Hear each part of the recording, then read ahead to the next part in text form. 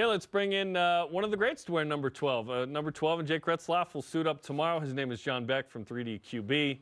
And John, we've certainly got a situation here with the QB change, and that's always interesting to talk about when BYU football is playing. And now in Game 9, BYU at West Virginia. What do you think of the news of Jake Retzloff getting the start?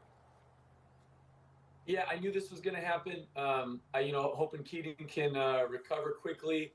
But, anytime someone gets an opportunity to play, you hope the best for him. And I hope that Jake can go out there and play the way he's capable of playing. I think we all saw some things he did in spring ball, and I've seen him throughout fall camp where, he can make some plays happen. When he gets out on the edge, he does have that playmaker ability, and I think that's why the coaches have confidence in him, is because, sometimes plays break down. And when a guy has the ability to make a play outside of the pocket, extend a play, that can be dangerous. It can really put a lot of pressure on the defense. And so, I think if I were there getting a chance to talk to him right before the game, I would just say, hey, remember, you're playing because of the style of play you play. Go be you, right? Yes, we want you to execute the offense. We want you to make good decisions. But at the end of the day, this is an opportunity for you to go be you. John, West Virginia's defense and their defensive staff are going to have maybe 48 hours to prepare for Jake Retzloff. How much of an advantage, if at all, is it that BYU was able to hold that information until this late in the week, that they are going to roll out a new guy, and a guy that hasn't put really anything on film while he's been at BYU? Yeah, that's the thing. Coaches are always trying to find ways to have a competitive advantage, and not only does he have no tape at BYU, but where are they going to find any tape of him playing Division I football, right? They can't go back to some other database that has, like, if you wanted to prepare for Kaden Slovis, maybe, and go back and watch him, you could watch his USC days and Pitt days before he had his first start at BYU. Okay, what type of player are we going to be facing? I don't think anybody's going to be diving into the JC tapes to find out who Jake Retzloff is. So they're going to do it based off of comments. That's the other thing. They have a staff of people that will search out any comment that has been made throughout the time at BYU of the style of play of Jake. So, coaches and everybody, they're going to be scrambling to find out what type of a guy are they going to be having to prepare for. And I do think it gives BYU a little bit of advantage because they don't know. Only BYU people know about Jake. BYU loves a good number 12 at quarterback. Gary Scheide, yourself, Sark, Tanner Mangum, Tyler Magnum, his alter ego. Who's the greatest number 12 in BYU history at quarterback? Who's the greatest number 12? Well, I'll just say this. Steve Sarkisian was a guy that I looked up to. This is going to be a funny story, but I'm probably like 14 years old, and BYU's playing in the Las Vegas, the WAC championship against Wyoming. And I am down by the gate getting ready for, as that field goal goes to the uprights, I'm going to sprint out on the field. And as soon as the ball's kicked, I jump the fence, I start sprinting. And so everybody's celebrating. But my main goal was to find out how tall is Steve Sarkisian. I loved watching him play. And there was this narrative. Yeah, I know, it's kind of funny, huh? There was this narrative of, well, if you're not 6'4", you're not going to be some great quarterback. And that pissed me off. And I love the fact that I'm getting to watch Steve Sarkisian put together an amazing season. I love the way that he distributed the football around the field. So I wanted to know, how tall is this dude really? Because that's what I want to do when I play college football. I want to be able to play like that guy. So I don't get into the who's the greatest and all that stuff. I like doing it for my friends. I like talking about how great my friends that played are. But to me, I look at more like people that inspired me. That's why my oldest son is named Ty Detmer. He was such an influence on my life as a young quarterback, and I absolutely loved watching Steve Sarkisian play at BYU. So to me, that is a memorable number 12 in my life. John, 40,000 capacity at Sam Boyd Stadium. Me, you, and Spence were all about the same age, and we all stormed the field, bro. We were all there. We just didn't know it at the time. You want to hear a crazy story? I'm in the quarterback room with Lance Pendleton when I'm a freshman, and we start talking about BYU games, and Robbie Bosco brings up that game because he was coaching, and I said, I was right there. As soon as that kick was made, I jumped over the fence. And I had this vivid memory of a kid in a hoodie next to me eating it on the ground right after we all jumped the fence. And Lance Pendleton shares, listen to this, Lance Pendleton shares his story, and he says, I jumped the fence, and this kid in a hoodie right in front of me ate it. And I'm like, wait a second. There is no way. There was 2 kids in hoodies that ate it. You're right so that by means each other. Me and Lance Pendleton and it was literally Spencer. jumped the fence next to each other. It was not me.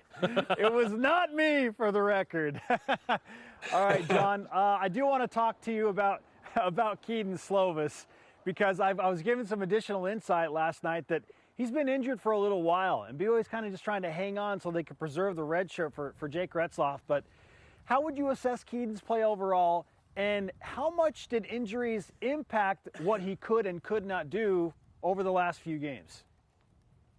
Well, you know, when you get into football seasons, you play one game really healthy. And somewhere in that first game, you start getting beat up a little bit. And then the rest of the time, you're just battling.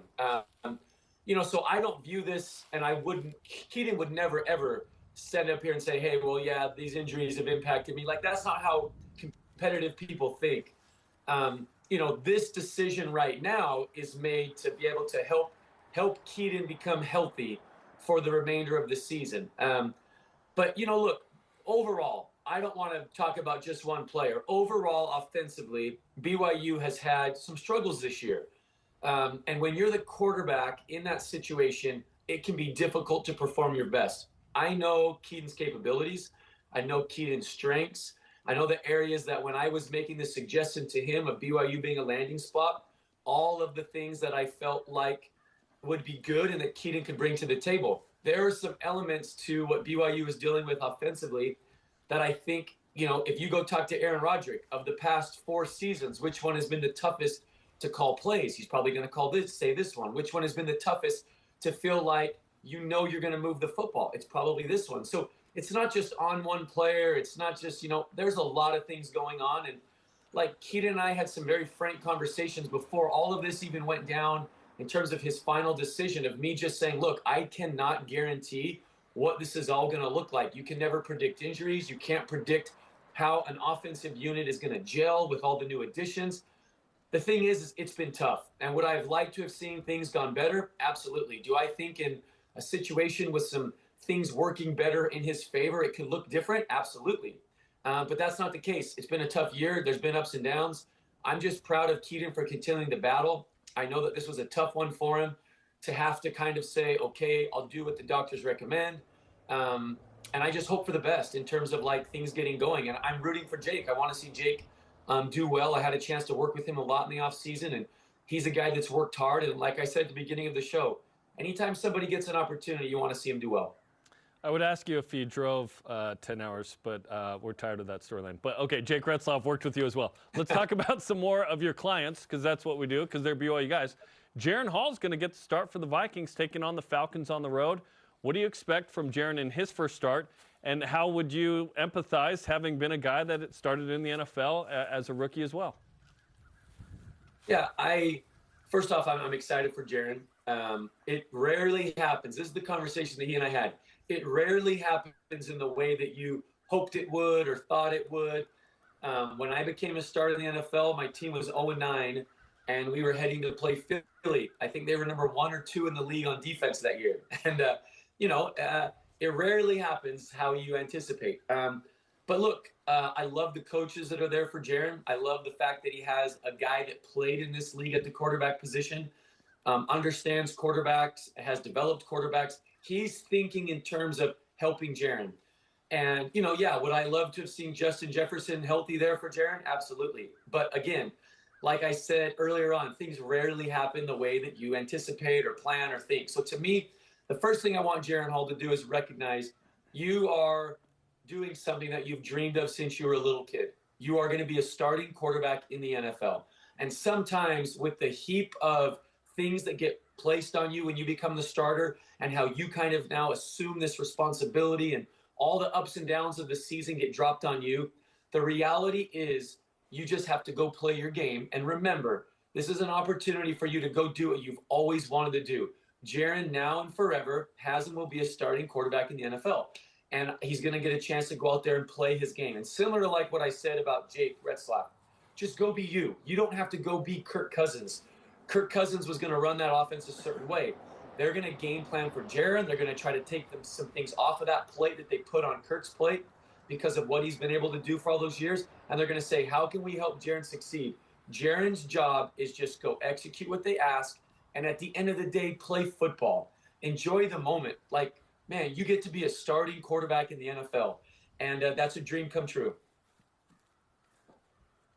John, how wild is it that we watched 3 former BYU quarterbacks all take snaps last week and win those games? I know that in Jiren's instance, it was late in the game, but Zach Wilson leads a dramatic fourth-quarter comeback again, and then Taysom Hill does his thing. Well, we're going to probably see it again this weekend, certainly with Jiren, who you're just talking about, but Zach and the Jets are 4-3. I want to focus on him primarily. What have you noticed from him? And is there anything that you can pinpoint that you can say, okay, that's different, he's gone next level in this specific area? If so, what is that? The thing I'm most proud about Zach is the way that he's battled through the adversity that he's had to face. He has had to go through so many things, and not without his own mistakes, right? Like, there's things that I bet he would say, man, I would do this different, or I didn't see that then, but I see this now. I am 100% certain that Zach is in the best place he's ever been in, mentally, emotionally, and confidence-wise as a New York Jet. And to do that on the back end of what he's had to go through shows the strength, the resilience, the desire that he has had to reach that level. He has put in so much effort into that. I'm so proud of him. That being said, there's an opportunity in front of him, not an easy one, but they have some really important games. Yes, they're finding a way to win. Is it happening easily? No. The good thing, Zach Wilson, I believe, only has 1 interception in the last 5 games. If you look at the number of times he's pressured, he is pressured a lot right now because the Jets are having a little bit of a tough time running the football. So if you're having a tough time running the football, you're stuck in a lot of third downs, that defense is going to pin their ears back. The other thing that they're going to do is they're going to feel more of this freedom to bring those same pressures on first and second down. So, this last week it was tough. It's a rain game. They can't run the football. They're having to put it on Zach's shoulders. They're playing with backup offensive linemen. That's tough, and you're doing it in the NFL on a rainy day. Quarterbacks aren't that comfortable when you have all of that happening around you on a rainy day. I can promise you that. So I'm just proud of him because last week's game actually showed a lot about what he's been going through. Bumps along the way, sacks, things not going good. They're down in the fourth quarter. And what does he do? He keeps his composure. He rallies. They make plays, and they find a way to win. And that may be the story of the Jets this year. It may not be high-scoring games. It may not be this offensive output that's crazy. They're having to battle with injuries and things happening. But he's just staying in a place. You can only stay in that place mentally and emotionally if you feel like you're in a good place, right? And that's where I believe Zach is at. So I'm super proud of him. He's absolutely made strides. He's doing it in a tough situation, in a tough place. That whole situation with Aaron going down, this was supposed to be Aaron Rodgers' year to take the Jets and to see what Aaron Rodgers can do with the Jets. And in a few plays, he's out and Zach Wilson is right back in. That was a very challenging situation, and I'm super proud of the way that Zach's battled.